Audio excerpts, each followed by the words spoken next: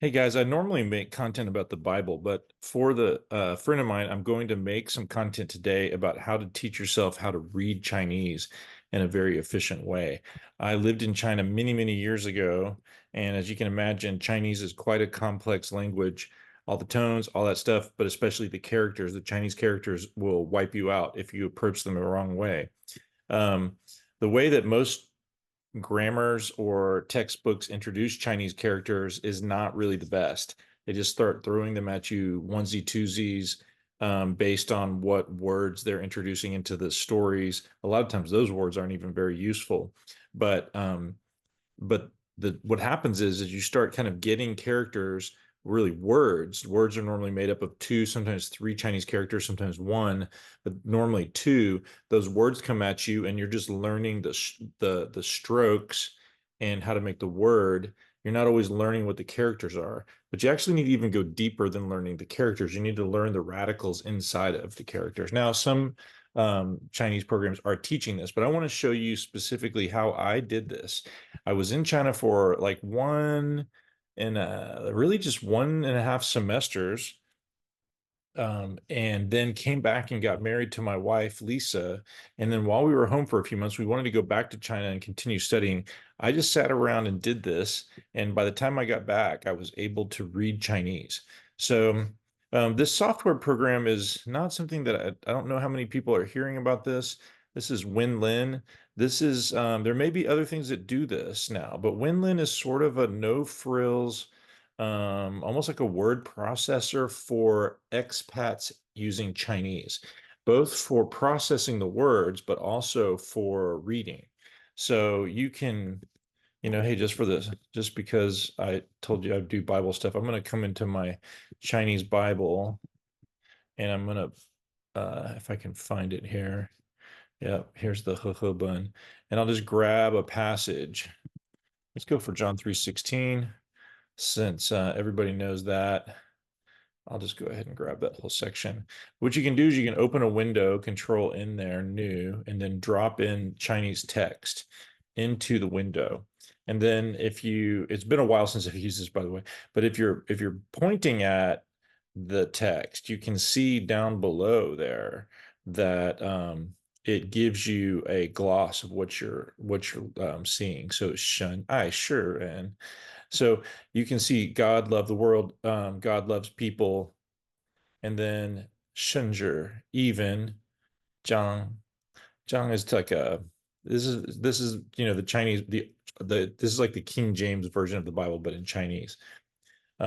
将他的独生子赐给他们. So one of the things you can do though is you can pop on these words, click on them. Let's see, where am I at? Think you can, oh, this pointer finger right here. Yes, this is what you want to use. So if you click that, it actually opens up a page. And here's the key that I want to get into this. So this page gives you some powerful analytics on the Chinese character, including kind of the stroke order here. You can see, hopefully I can get out of this now that I'm jumped into that. Yeah, you can get into the stroke order. And then, one of the things that's really helpful is you can get down to the components down here below in the word. Now, let's see. Yeah. So, and then you can also see if it's simplified or complex, things like that. But here's the thing about learning Chinese. It's kind of similar when I learned New Testament Greek. There's only so many words in the Greek New Testament, and so if you focus on learning the words that are used the most often, then you can actually really quickly get to where you can make sense of a majority of the text that you encounter, and it'll only be an occasional word that's used less often. Well, Chinese is obviously not just one book. But with computers, there's analysis of all the Chinese text that's out there, and there's a list of most used characters. So somewhere up here, there's a list, and you can come up here and say characters by frequency. See this? And so I'm going to starting with number one, and then this list right here, and you could probably find these lists other places too. But you can see right here the most common used character in all of Chinese is the grammatical particle "de," like "woda" or "nida" or "tada." And then the second most used character is the just number one, E, like E Ding or E Yang or E Xie. And then three is sure to be. And you see the tones here. There's also a way to put the little mouth character here, and you can hear. But that was kind of a big deal back when I was learning Chinese 20 years ago. But I'm sure that stuff's all over the place now. So you can learn these characters in order of frequency, and this is something that I found very motivating. Though there are maybe a college student may know 4,000 Chinese characters or 3,000 or 5,000 Chinese characters, and a literature major might know tens of thousands of Chinese characters. Technically, there might be several tens of thousands of Chinese characters out there. The truth is that 92% of all Chinese that you're going to encounter is 92% of it is going to be in the top 1,000 characters. So if you learn the top 1,000 characters, you have 92 out of 100 Chinese characters that you see are going to be characters that you know. And because words are built up of most words are then combinations of these characters, you can actually encounter words that you've never heard before and have a pretty good chance, especially if you're seeing them, of knowing what is being said. And so what becomes one of the hardest parts about learning Chinese can actually be leveraged to your benefit. There's actually a logic to how Chinese words and sentences are put together. And if you learn all these characters, you can really, really quickly increase your vocabulary. I got after I had learned the top 2,000 characters, and then if you get the top 2,000 characters, you go from 90, the second 1,000 takes you from 92% to like 98, I think, percent. And then, you'd have to just keep going. You're going to have to double that to get to like 99.9%, I would imagine.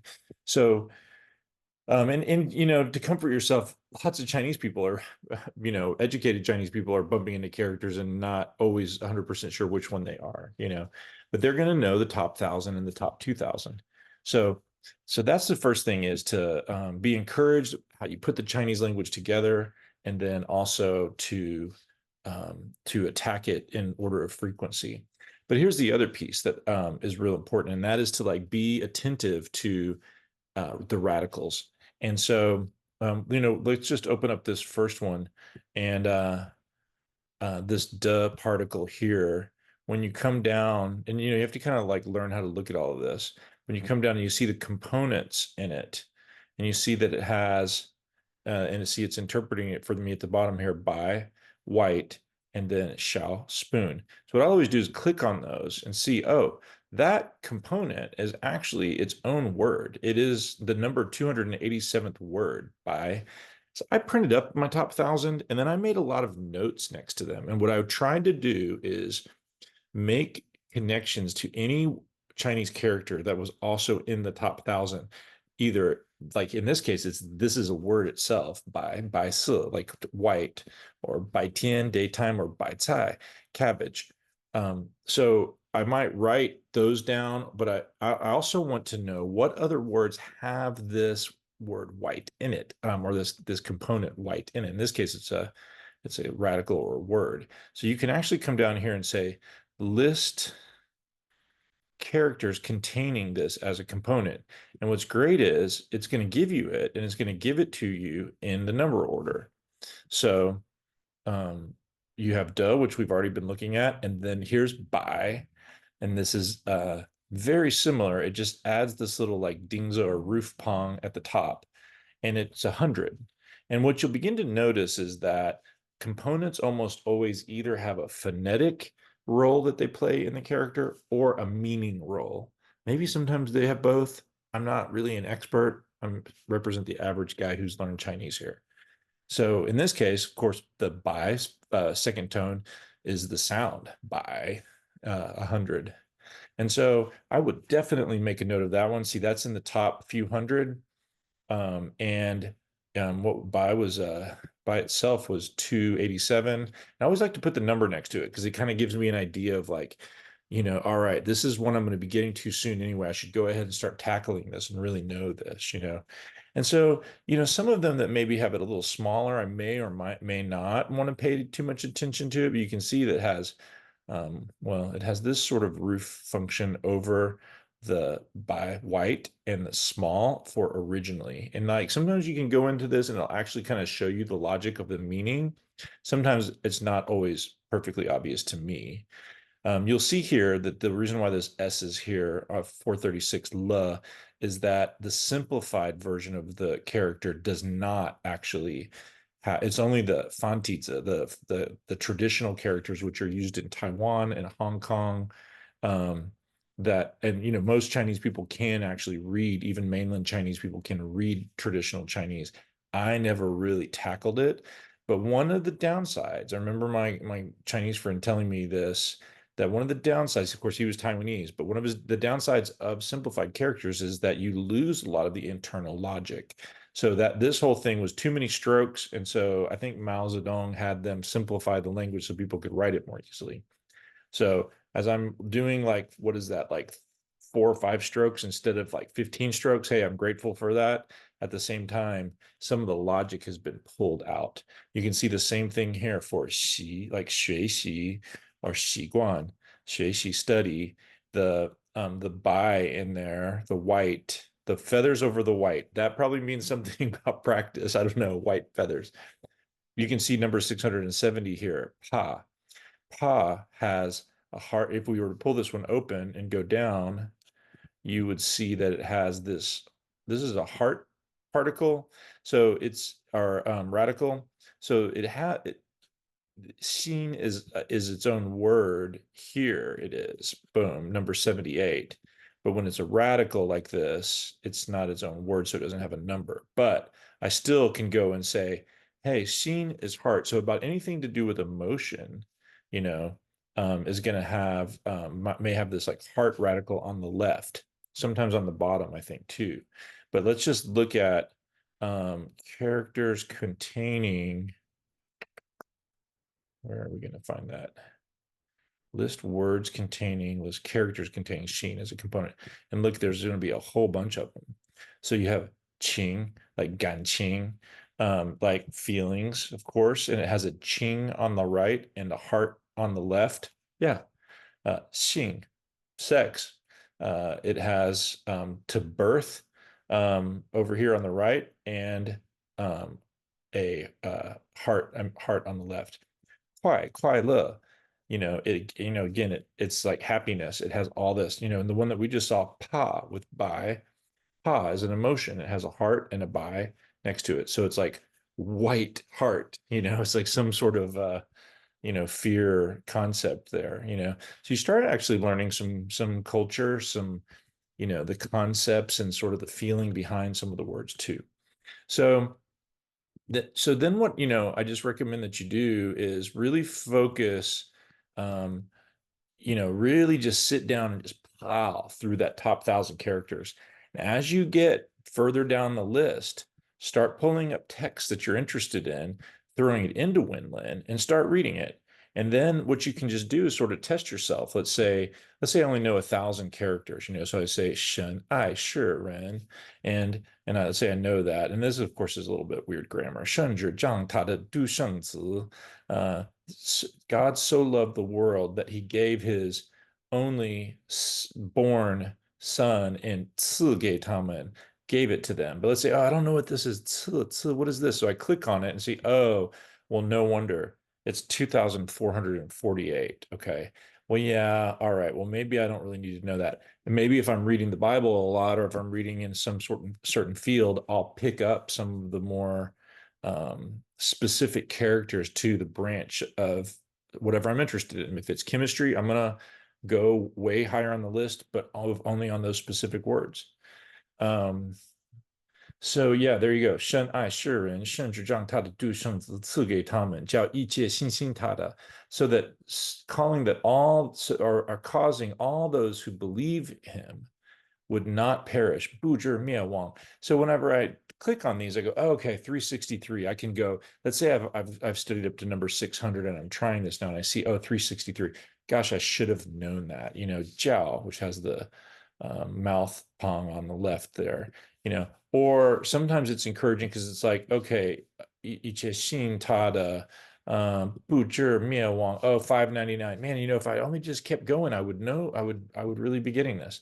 And so at least for me, the way that I work, the way I'm driven, but I like to know that I am actually tackling something. This was a really great program for me to use. I still pull it up and use it from time to time, even though I'm not using Chinese a whole lot.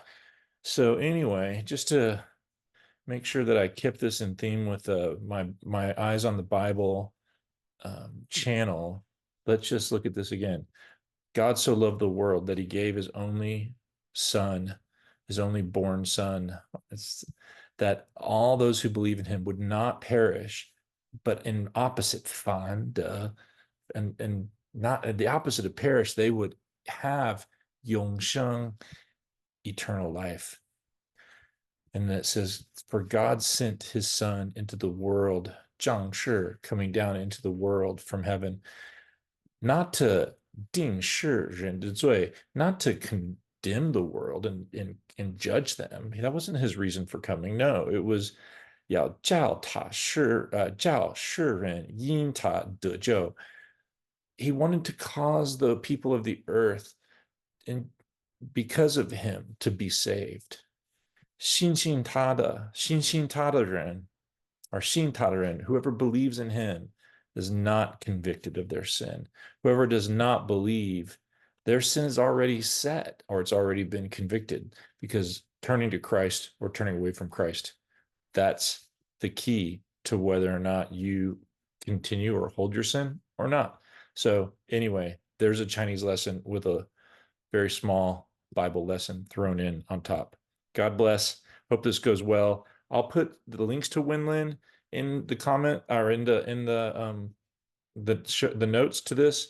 And then if you know other software that tackles all these same problems, please make notes of that in the comment section. For me, my daughter's learning Chinese. I'm making this for another friend who is asking me for some tips on learning Chinese. If any of this isn't clear, please make a comment, or if you have any other questions, I'll try to help you out as much as I can. God bless, and hope it goes well studying Chinese.